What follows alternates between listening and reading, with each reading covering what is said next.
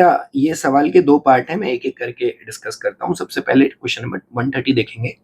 उसमें कह रहा है कि आपको अंदर एक कंडक्टिंग स्फीयर दिया है, ठीक, जिस पे आपने टोटल चार्ज कितना दिया हुआ है, प्लस क्यू, और इस प्लस क्यू के बाहर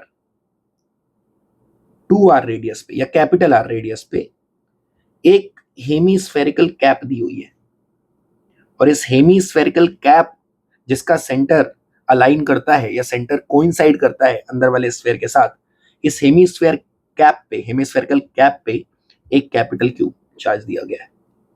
आपको ये मानना है कि दोनों चार्जेस एक दूसरे को बिल्कुल भी डिस्टर्ब नहीं करते, यानी चार्ज डिस्ट्रीब्यूशन एक दूसरे की वजह से इफेक्ट नहीं होता, और ये मान के आपको ये बताना है कि अंदर वाली सरफेस की वजह से बाहर वाली सरफेस पर कितना टोटल फोर्स लगेगा, कितना फोर्स ऑफ रिपल्शन दोनों के बीच में लगेगा।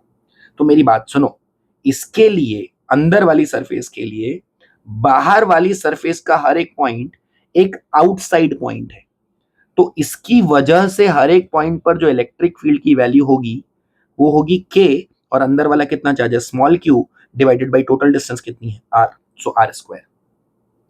अब ये इलेक्ट्रिक फील्ड क्या करेगी, सुनो ध्यान से, ये इलेक्ट्रिक फील्ड यहां पे अगर मैं कोई डीएस अमाउंट का सरफेस एरिया काटूं, तो इस डीएस के ऊपर एक चार्ज होगा डी क्यू, और वो कितना होगा, डी कैपिटल क्यू कितना होगा, sigma out of the outer surface multiplied by DS. तो इस चार्ज के ऊपर एक फोर्स डीएफ लगेगा, और वो फोर्स डीएफ की वैल्यू कितनी होगी, जो परपेंडिकुलरली बाहर की तरफ लगेगा डी क्यू चार्ज पे, वो होगी d q multiplied by electric field at the surface of the outer hemisphere due to the inner charge distribution. So वो इलेक्ट्रिक फील्ड कितनी है, k small q divided by capital R square. This is the d s, ठीक, this is the d f. अब ये जो DF लगा, ध्यान से सुनो, ये जो डीएफ लगा, असल में यही डीएफ, यही इतना ही डीएफ अगर मैं सिमेट्रिकली एक नीचे, अगर मैंने ऊपर थीटा लिया तो मैं नीचे थीटा लेता अगर सेंटर से, और उस पे बड़े वाले स्फीयर में एक डीएस अमाउंट ऑफ एलिमेंट काटता, तो उस पे भी सेम अमाउंट ऑफ डीएफ लगता। तो सोच के देखो, अगर ये हेमिस्फीयर है तो इसमें ये डीएफ के कौन से कंपोनेंट जुड़ेंगे और कौन से कैंसिल आउट होंगे। तो डीएफ का जो वर्टिकली ऊपर और नीचे कंपोनेंट है वो तो कैंसिल हो गया, तो अल्टीमेटली डीएफ का केवल कौन सा कंपोनेंट जुड़ा, जो बाहर की तरफ है। अब बाहर की तरफ कंपोनेंट कितना है, बाहर की तरफ आप ध्यान से देखें तो कंपोनेंट है डीएफ कॉस थीटा। सो असल में हेमिस्फीयर पर लगने वाला total force integral of DF cos theta होने वाला है, और डीएफ की वैल्यू आप लिख सकते हैं k q by r square into sigma ds into cos theta. अब आप खुद देखें तो इसमें कई सारी चीजें इंटीग्रेशन से बाहर आ सकती हैं, जैसे k q sigma by r square, ultimately आपको इंटीग्रेट करना है डीएस कॉस थीटा, और हेमिस्फीयर के लिए अगर आप डीएस कॉस थीटा को इंटीग्रेट करेंगे तो आप हर एक डीएस का वो कंपोनेंट लेके आएंगे, या हर एक डीएस के लिए वो कंपोनेंट जनरेट करेंगे जो ऐसे परपेंडिकुलर है इस डायरेक्शन में, है ना, ये वाला कंपोनेंट। तो पूरे हेमिस्फीयर का ऐसा वाला प्रोजेक्शन कितना होगा, पूरे हेमिस्फीयर का ये प्रोजेक्शन कितना होगा, ये वाला प्रोजेक्शन जो डीएफ के या डीएफ कॉस थीटा के परपेंडिकुलर है, ये वाला प्रोजेक्शन हेमिस्फीयर का कितना होगा, ये वाला प्रोजेक्शन, ये होगा पाई इंटू आर स्क्वायर। सो असल में जो डीएस कॉस थीटा का इंटीग्रेशन बनेगा वो पाई आर स्क्वायर बनेगा। सो इसीलिए ये फोर्स बनेगा k q sigma by r square into pi are square, ठीक। आर स्क्वायर से आर स्क्वायर कट गया, आपको क्या निकालना था भाई साहब, आपको निकालना था फोर्स का वैल्यू, यानी आपको इसी एफ की वैल्यू चाहिए।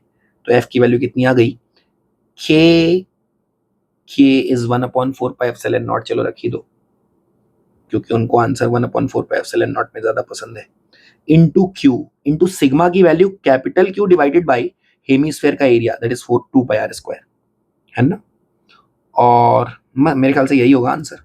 तो एफ की वैल्यू कितनी हो गई, Q capital Q divided by 8, एक मिनट, पाई कहाँ से आया, 1/4 पाई एप्सिलॉन नॉट, ऊपर एक पाई था ना, हाँ, तो ये पाई इस पाई से कट गया, ठीक। तो ये क्या बचा, 8 pi are square epsilon naught. This is the value of F, ठीक। अब आप ध्यान से देखिए, तो ये हो गया आपका पार्ट 1 का आंसर।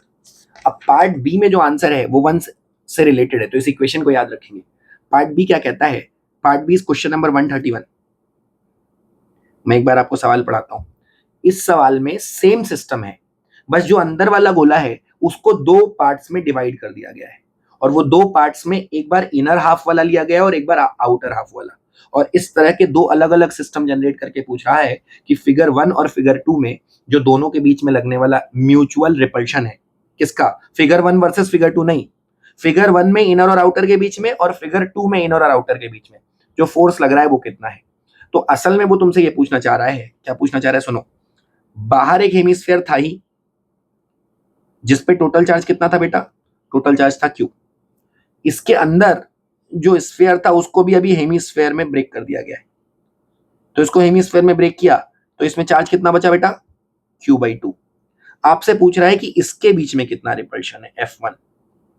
और फिर इसी सवाल के अगले पार्ट में आपसे पूछ रहा है कि अगर मैं बाहर वाले हेमिस्फीयर जिस पे चार्ज कैपिटल Q था उसके साथ अंदर वाले हेमिस्फीयर जो बाहर के साइड फॉर्म हो रहा है उसको कंसीडर करूं तो उस पे भी चार्ज कितना आएगा? Small Q/2। तो इसके बीच में म्यूचुअल रिपल्शन F2 कितना है? अब देखिए, ये बहुत ही शानदार लॉजिक है, मैं कोई इंटीग्रेट नहीं करने वाला, एक बहुत प्यारा सा लॉजिक देने वाला हूं आपको। और ये लॉजिक अगर आपको समझ में आ गया तो बेटा आपको सारी बातें जीवन में समझ में आ जाएंगी। इस सवाल से रिलेटेड देखिए, अभी जो प्लस क्यू है ना,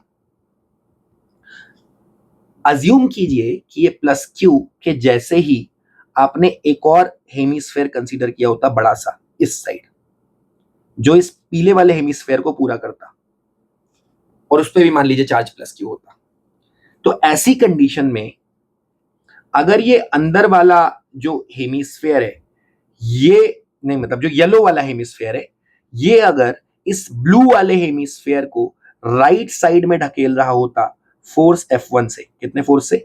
F1 से, तो जो व्हाइट वाला जो आपने इमेजिनरी पार्ट क्रिएट किया है बाहर वाले हेमिस्फेयर का, वो भी नीले वाले पार्ट को रिपेल करेगा और F1 से ही करेगा। अब ऐसा मैं क्यों कह रहा हूं? क्योंकि दोनों हेमिस्फीयर्स मिला के, दोनों आउटर हेमिस्फीयर्स मिला के अंदर इलेक्ट्रिक फील्ड कितनी होनी चाहिए? 0। तो अंदर रख के किसी भी चार्ज पर नेट फोर्स क्रिएट ही नहीं हो सकता। तो अगर ये वाले पार्ट ने ये अंदर वाले हेमिस्फीयर पे, ये जो अंदर चार्ज रखा है उस पे अगर F1 फोर्स लगाया राइट वर्ड, तो जो आपने इमेजिनरी गोला माना है, अगर ये भी होता तो अंदर नेट फोर्स कितना होता? 0। तो इस राइट वाले इमेजिनरी पार्ट की वजह से भी इस पे फोर्स कितना आता? F1। मतलब मैं यहां पे Fnet 0 करना चाहता हूं, और मैं Fnet इसलिए 0 करना चाहता हूं, मेरा लॉजिक ये है क्योंकि E इनसाइड 0 है। और E इनसाइड क्यों 0 है? क्योंकि ये अब एक कंप्लीट स्फीयर बन चुका है।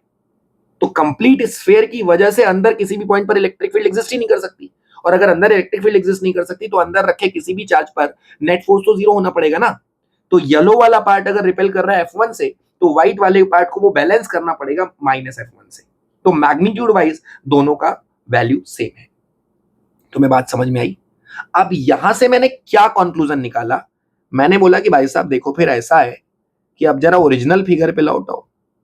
अब अगर मैं पार्ट बी वाला केस कंसीडर करूं, सोच के देखो, ये वाला केस, तो इस केस में जो इसके और इसके बीच का फोर्स ऑफ इंटरेक्शन है ना, और वो जो हमने ऊपर इमेजिनरी गोला माना था, और उसके लिए जो ब्लू वाले पार्ट का, मतलब इसका और इसका इंटरेक्शन, और इसका और इसका इंटरेक्शन, ये दोनों तो सिमिलर इंटरेक्शन है यार। तो अगर ऊपर वाले केस में हमें फोर्स F1 मिला, तो नीचे वाले केस में भी हमें फोर्स ऑफ रिपल्शन कितना मिलेगा? F1 मिलेगा भाई साहब। और अगर येलो वाले ने इस ब्लू वाले पे F1 लगाया, तो फिर ब्लू वाले ने भी येलो वाले पे कितना रिपल्शन फोर्स लगाया होगा? F1। इसका मतलब जो हमने ओरिजिनली F2 कंसीडर किया था, ये देखो, ये वो और कुछ ना होके F1 के बराबर है। इसका मतलब है कि येलो वाले गोले पर अंदर के दोनों hemispheres same force of repulsion लगाते हैं, F2 और F1। F2 F1 बराबर है, और अगर F2 F1 बराबर है तो 2F की वैल्यू या F2 is equal to F1 is equal to F dash मान लें, तो 2F डैश की वैल्यू F टोटल के बराबर होनी चाहिए। और इस केस का F टोटल तो हम ऑलरेडी ही निकाल चुके हैं।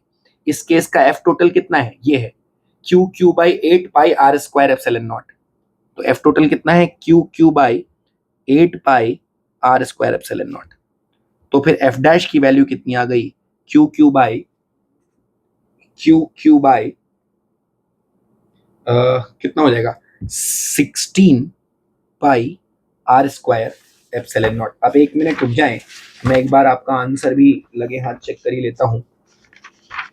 बट ये मेरे ख्याल से आपको समझ में आ गया होगा। तो जो एफ डैश निकला बेसिकली, ये एफ डैश F1 और F2 दोनों के बराबर है। मतलब केस 1 का भी आंसर यही है और केस 2 का भी आंसर यही सेम वैल्यू है। ठीक है, हाँ बिल्कुल सही, यही आंसर आ रहा है, QQ by 16 pi are square और इंटू एप्सिलॉन नॉट।